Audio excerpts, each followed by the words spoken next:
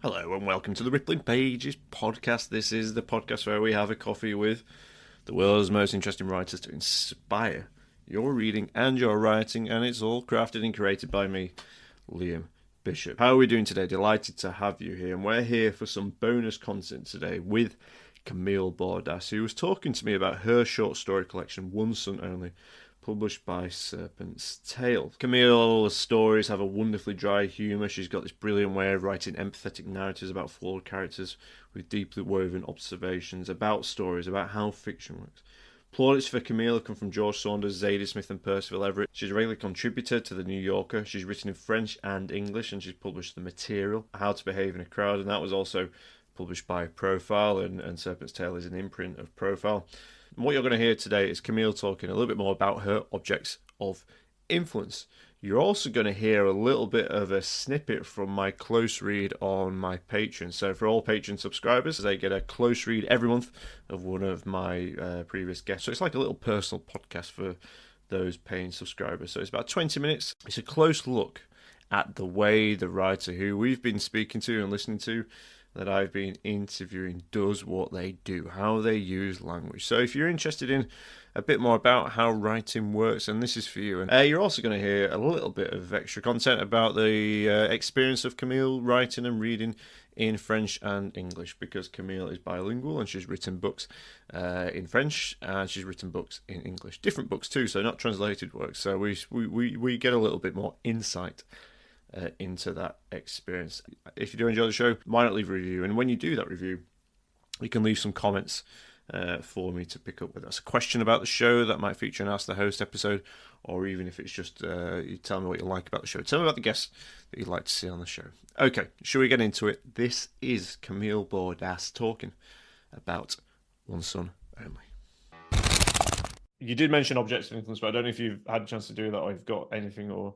Objects, like I was trying to think about it because like this collection, I've been working on it for like 10 years. Like it's 10 years of stories, I wrote it in like 8 different places, literally. Like I'm not a fetishist. I just like I moved here for 9 months and I have nothing. Like I mean the nicotine products are really important. All right. But yeah, I think like maybe 5 years ago I would have said my lighter just follows me everywhere. It's like a sort of table lighter, but it doesn't anymore because I don't smoke anymore. So yeah, I think like shy of the delete key, there's not an object that is Well, uh, I mean, so on the Ripple pages for listeners who are regular listeners, sometimes we speak to the writer about objects of influence, and this is just my way of trying to understand a little bit more about the influence of writing. So you find it, it would have been a lighter, yeah. like a for a cigarette. Yeah. I think Would it it be a would have been lighter? a lighter. It's because like yeah, I used to smoke a lot at my desk, and when I wasn't smoking, Right. I was just playing with the lighter, obviously. But it's interesting because I was talking about the presentation on Egypt, and there's like this Mm. miniature lighter that happens and plays a role in the story.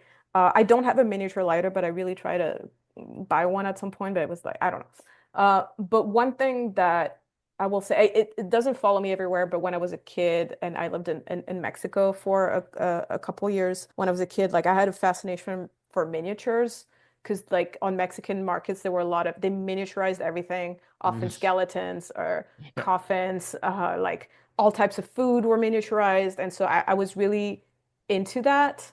And I still have them all. Like I have a huge collection at home in Chicago, not here, but yeah, like pairs of shoes, like tiny things. And so I don't know, there's something about like a dollhouse and miniaturized experience that I really like. And that kind of made its way to the story with the presentation on Egypt. But yeah, like that's a little passion of mine that hasn't subsided. Small little objects. Yes. Ah, Like from wow. daily life, like little pots, yeah, shoes, knives.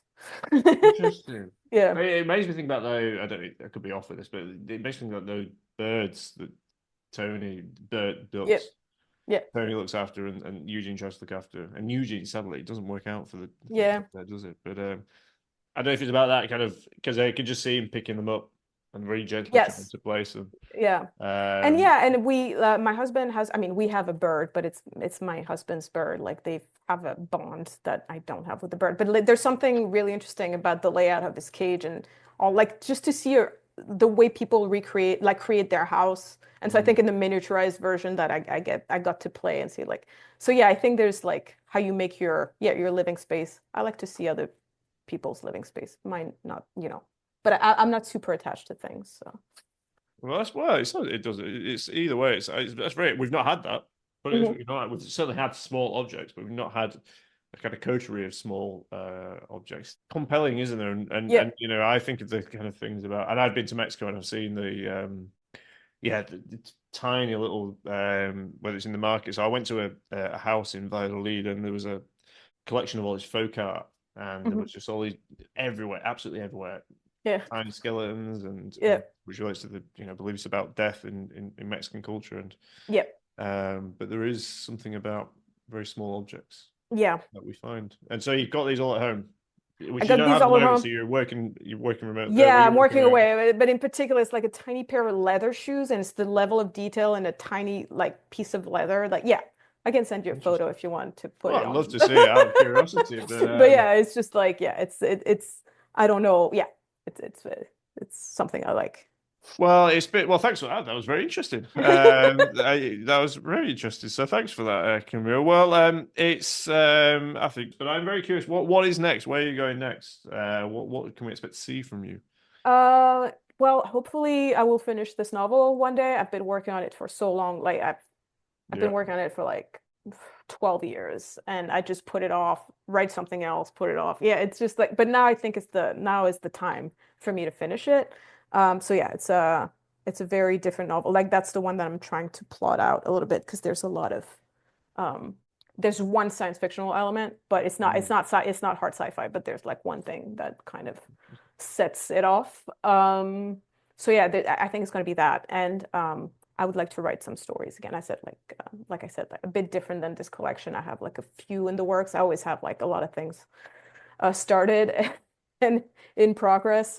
So that's good. It's good to have a lot of things that you can go to when one project you're tired of a project. Interesting. But I think yeah, the goal is to finish that novel Brilliant. first. Well, that sounds very exciting. And yeah, you Yeah. can see Camille appearing in the New York regularly, and well, it all sounds very exciting, and we can't wait to see where that goes. As you'd expect, there are lots of deeper psychoanalytic reasons that Freud writes about the uncanny. So we're not going to go into that. But there's a quote in that I thought of when I was putting this together when I read Camille's stories, and it's children have no fear of their dolls coming to life. They may even desire it. And I quite like this quote because it represents the idea that we have as children. These wishes for some things to come to life. We have an imaginative power that we realise that we have when we play with toys and dolls. And we don't necessarily abandon that as we get older, do we? We stop playing with toys. Not all the time, not uniquely, but generally we probably people do stop playing with toys and dolls. But we still have this imagination. We still apply an imaginative power to things in our life. And it does come down to this, for Freud, it comes down to this anxiety and in that story, the Sandman, over what is real, what is not. And one of which is the way that we do express our imagination is, of course, which is why we're here on the Ripping Pages, is writing. And it's very closely, it's the power of our imagination. In Hoffman's story, what we're famous to see is a person who is amorous for an automaton. And the breakdown of the character is because he's unable to distinguish between what is real and what is not. But that doesn't happen here in any case. But what I think it represents is there's this, as much as we have a wish to see things come to life, there is an anxiety perhaps about the power of that imagination. And what we see within Camille's story is actually, in all of these ideas about animation, it relates to a bit of an anxiety about what we wish, what we bring to life, and what can come to life. When I get compelled by a writer who Yeah. has been translated from French or either writes in French, I do try it as part of my education. I would do a very, very slow read of French. So it's definitely something I'm interested in doing. But I think it's that dynamic then of the kind of cultural ideas around, and I didn't know that. I didn't know that French, and you called it the king of the form, which perhaps Hmm. relates to some problems with gendered ideas of writing and Yeah. language. But was it? I don't want to say the liberating, but was it a process that felt freeing in some form? The material was written in English as well. It's my Right. first books in French. They have not appeared in English. They are just in French and maybe like Serbian, I think. like Okay. something. But yeah, like my first two books, they only exist in French. So unless you read French, you would not have heard of them. But yeah, the How to Behave in a Crowd was my first book in English, and The Material, my second novel. Writing short stories in combination with writing in a different language than my mother tongue, like this was like the perfect storm of, yeah, suddenly it's exciting again. Not that I was tired of writing in French, but then I'm going to use this word again, but I really like to experiment. I don't want to keep Mm. writing the same book. And even if this collection is very coherent, I feel like my next collection, if I keep writing stories, which I hope I will, would be a lot different. Mm. I don't like to repeat myself. And so to like try to solve narrative problems in a short form and a foreign language, like that was just so fun to me. And Mm. it still Wow. is. And so, yeah, I mean, I love the English language, but obviously, uh, I've made a lot of progress in it in the last 15 years since I moved here. So it's really exciting because I can see my English getting better. And so it's very, I don't know, maybe I'm a child and I like to track my progress and see that I'm getting better. I mean, Whereas the that is an absolute understatement that you've your English has got better. Goodness me, you've published yeah. novels and stories, which is I mean, this is such a cultural problem we have in the UK, at least, promoted to think, let alone read in other languages, speak in other Mhm. languages beyond reading. So, the idea of the childish creativity, I think that Mhm. is a thing that I've heard quite a lot, and Yeah. that form and that experimentation.